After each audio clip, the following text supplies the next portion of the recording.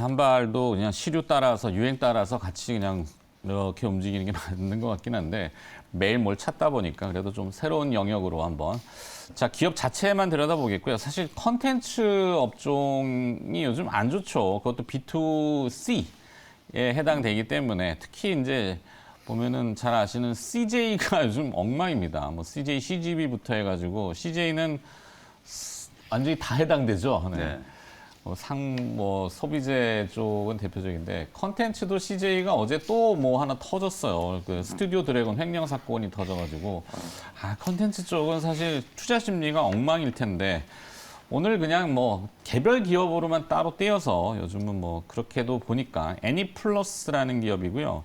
이 2020년도 코로나 팬데믹이 한창일 때 이제 미래에셋의 스펙을 통해 가지고 상장했기 때문에 익숙하지는 않으신 기업일 수 있습니다.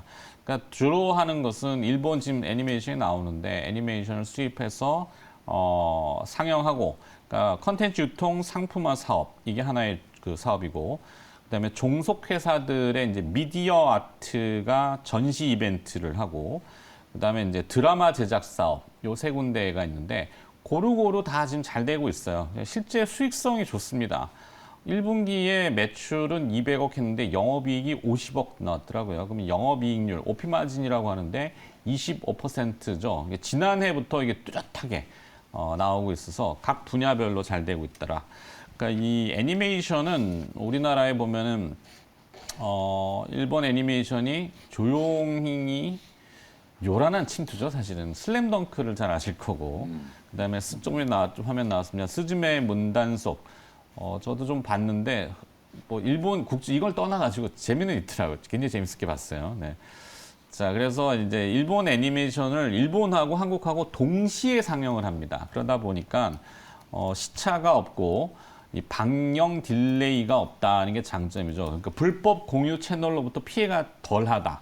수익성을 지키는 거고 더빙이 아니라 이제 자막으로 다 하더라고요. 그러면은 이제 더빙으로 인한 유통비용 절감. 그러니까 회사가 정책적으로 운용을 잘하는 거죠. 국내 애니메이션 방송 사업자 중에 2위가 이제 애니맥스인데 여기를 인수한 공시가 지난주 금요일 날 그러니까 장 끝나고 나왔어요. 근데 보도가 안 나왔는데 아마 보도는 좀 나올 것 같고 그러면 이제 거의 독과점입니다. 이 애니메이션 방영 채널로서는 한 70, 80%까지 점유율이 되죠. 그러니까 다 먹는 거죠, 다 먹는 거. 거기에 이제 미디어 아트 전시는 코로나 팬데믹이 엔데믹으로 전환되면서 대면 오프라인 행사가 또 활발하게 이루어지고 있다라는 거, 이것도 하나의 장점이고. 자, 그리고 마지막 포인트는 이제 드라마입니다. 드라마 제작은 자회사 위메드가 이제 제작하는데 얼마 전에 옷소매 붉은 끝동? 요거는 그런대로 성황리에 잘 끝났고 이번 주 월요일부터 KBS 월화 드라마 가슴이 뛴다라는 드라마가 방영이 되기 시작했더라고요. 어제부터인가? 옥태견 씨 주연으로 보지 못했습니다 아직. 근데 4.1% 기록했대요 시청률이 어제. 그래갖고 무난한 순조로운 출발을 보이고 있다. 이래서 그리고 이제 번외 얘기지만 사회이사가 박종욱 씨인데 윤석열 대통령의 대학 직속 후배. 대선 때 그래갖고 약간 뭐 대선 인맥 관련주 뭐 이렇게 연결이 되는데 뭐 그게 중요한 건 아니고 사회이사는 다시 겸임 연직을 하셨더라고요. 공식적으로 살펴보니까. 하여튼 뭐 친해서 나쁠 건 없는 것 같고. 네. 뭐 전시 이런 거 이벤트 좋잖아요. 네. 네. 자, 그래서 애니플러스라는 기업을 오늘 조금 들여다봤습니다. 자. 네, 말씀해 주신 것처럼 지금 사실 이제 컨텐츠 기업들 주가 흐름이 워낙 좀 안 좋아요. 그렇죠. 이게 네. 뭐 연이어서 악재도 좀 터지고. 와, CJ, CGV 보고서는 지금 뭐 아연질세. 네, CJ CGV, CJ ENM, 그다음에 뭐 스튜디오 드래곤 이런 종목들 보시면 대부분 다 이제 그냥 신저가 행진이 네. 지금 나타나고 있거든요. 그러다 보니까 관련된 종목들 사실 연초에는 그나마 좀 웹툰 관련된 기업이라든지 아니면 지금 애니플러스 같은 이런 기업들이 그나마 좀 견조한 이제 흐름이었는데 2월, 3월 이후부터 이제 계속 주가가 좀 꺾여 내려오고 있는 상황이거든요. 근데 이제 그나마 애니플러스는 전체적인 이제 흐름을 보면 방금 말씀드렸던 실적에 대한 어떤 기대감이라든지 아니면 최근에 이제 좀 부각되고 있는 게 좀 M&A 이슈인 것 같아요. 네. 애니맥스 M&A와 함께 지금 OTT 플랫폼 라프텔이라고 하는 걸 또 인수를 해가지고 맞아요. 뭐 일본 동남아 시장. 네, 일본뿐만 아니라 동남아 시장 지금 싱가포르에. 진출을 진출을. 준비를 하고 있다라고 하더라고요. 한 2년 안에 100만 명 정도 이제 구독자를 확보를 하는 걸 이제 목표로 해외 사업에 뭔가 또 성과를 좀 내려고 하는 움직임들이 좀 나타나고 있다 보니까 요즘에 뭐 의료기기 사업들도요. 국내 시장 가지고는 안 되거든요. 무조건 해외로 나가야 돼요. 해외로 나가는 기업들이 요즘에 이제 주식시장에서 좀 각광받고 있기 때문에 뭐 이런 애니메이션 관련된 종목들도 마찬가지 이제 흐름이라고 보고요. 특히 또 좀 일본 애니메이션에 특화되어 있잖아요. 우리나라 사람치고 그 지브리 스튜디오의 애니메이션 하나 안 보신 분 아마 없을 거예요. 그렇죠. 미야자키 하야오 감독 그 애니메이션 거의 대부분의 국민들이 다 봤고 많은 분들이 또 좋아하시는데 일본 애니메이션에 대한 또 충성도 높은 뭔가가 좀 있거든요. 코난이라든지 얼마 전에 네. 개봉했던 또 슬램덩크라든지 뭐 이런 것들에 대한 이제 추억을 갖고 계신 분들이 워낙 많기 때문에 그런 이제 고정적인 이제 팬층을 기반으로 사업을 하고 있고 최근에 이제 캐릭터 사업까지 한다라고 하니까 미래소년 코난은 제가 초등학교 네. 초등학교 때도 봤던. 지금도 아마 그 미래소년 코난 그 이거 영화가 저도 개봉을 했을 거예요. 네, 저 봤죠. 네. 영화 버전이 이제 하나 또 개봉을 해가지고 지금 상영이 되고 있는 걸로 알고 있는데요. 어쨌든 그런 추억을 갖고 계신 분들이 일본 애니메이션에 대한 이제 충성도 높은 소비를 하고 있기 때문에 네. 기본적으로 어느 정도 이제 평균 이상은 한다. 저는 이제 그렇게 보고요. 다만 이제 오늘 추가해드린 종목은 차라리 이제 애니메이션 쪽은 그냥 이제 애니플러스를 하면 될 것 같고 네. 요쪽 이제 컨텐츠 말씀해줬던 것처럼 이제 컨텐츠도 결국은 B2C잖아요. 네네네. 소비자들이 결국 이제 직접 소비를 하는 분야라고 보시면 되는데 조금 이제 영역을 좀 확장하면 서울옥션 같은 이제 이런 기업들 워낙 주가가 좀 많이 빠져 있어가지고 바닥권에 이제 종목을 좀 공략한다라고 하면 경매, 뭐 미술품이라든지 이런 것들과 관련되어 있는 종목이죠. 서울옥션 한번 보시면 될 것 같고 그리고 이제 게임주 중에서는 최근에 이제 또 룸투 코리아가 바닥에서 좀 강하게 중국향 모멘텀을 이제 가지고 좀 움직이고 있는 것 같고 그 다음에 엔터 기업들은 뭐 이미 뭐 JYP 포함해가지고 많이들 이제 좀 들으셨겠지만 그 엔터 기업의 좀 그 같은 범주 안에서 디어유라고 하는 기업 요것도 이제 SM 때문에 조금 이제 지금 디스카운트를 좀 받으면서 주가가 좀 주저앉아 있는데 요런 세 종목 정도를 여러분들이 좀 낙폭가대 컨텐츠나 뭐 이런 쪽 이제 종목들 안에 범주 안에서 좀 공략을 좀 해보시는 걸로 참고를 해보시면 좋을 것 같고 하나를 좀 픽을 하면 저는 오늘은 서울옥션을 픽을 좀 해보겠습니다. 서울옥션. 네. 그러니까 뭐 업종 내에서도 요즘은 네. 뭐 낭중지추처럼 도드라지는 기업들이 네. 있긴 있어서. 네. 네. 자, 네. 이호근 매니저는 네. 영역을 확장해 보실 생각 있나요? 네, 아니 뭐 일단 애니메이션 조금 얘기를 좀 드리면 그 아무래도 지금 넷플릭스가 이전에 이제 그 디즈니랑 이제 컨텐츠를 받았다가 여기서 이제 디즈니가 이제 해소하면서 애니메이션을 이제 그러니까 우리나라 같은 경우가 이제 드라마를 지금 넷플릭스가 엄청 투자를 하고 있고요. 반면에 이제 애니메이션은 또 일본 쪽에 엄청 좀 투자를 하고 있더라고요. 그래서 일본이 이 애플의 XR 디바이스가 이제 2세대 버전으로 개발이 들어가잖아요. 네. 여기 컨텐츠 들어가야 될 거 아니에요. 네. 그런 쪽으로 좀 되면은 그래서.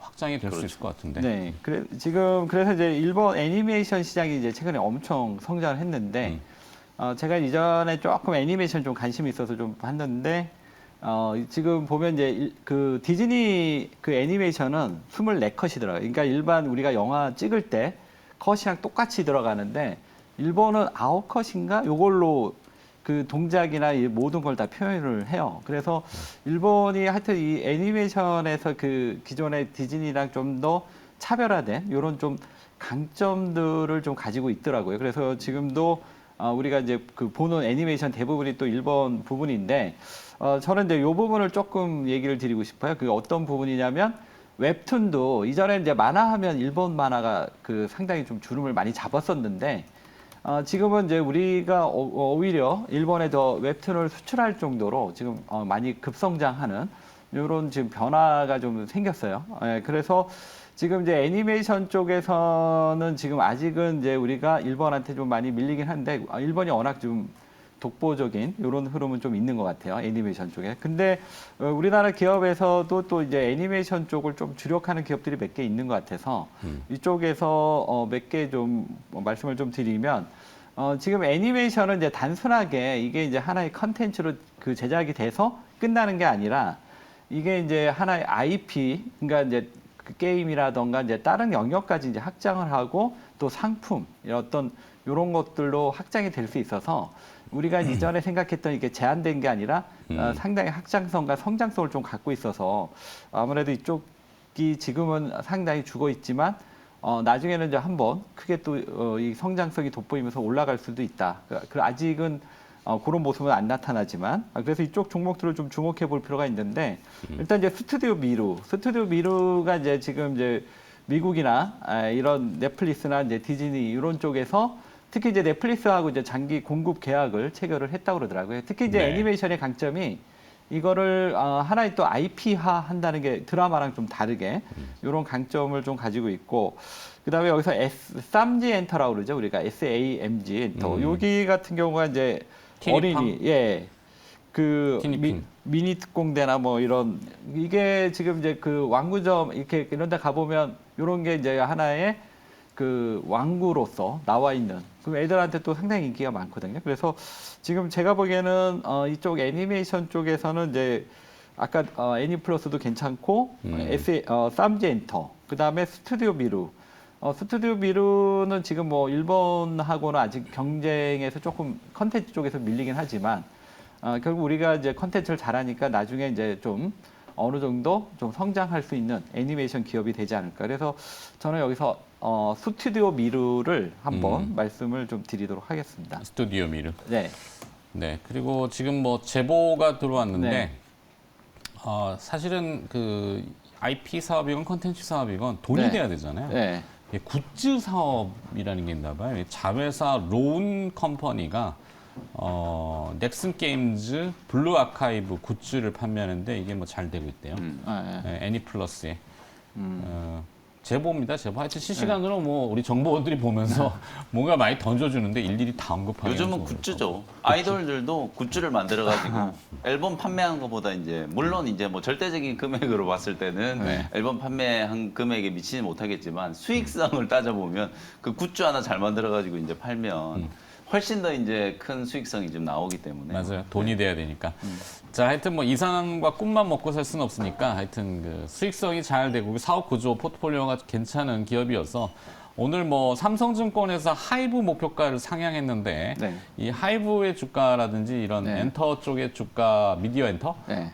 주가를 보면서 같이 좀 보시면 좋겠습니다.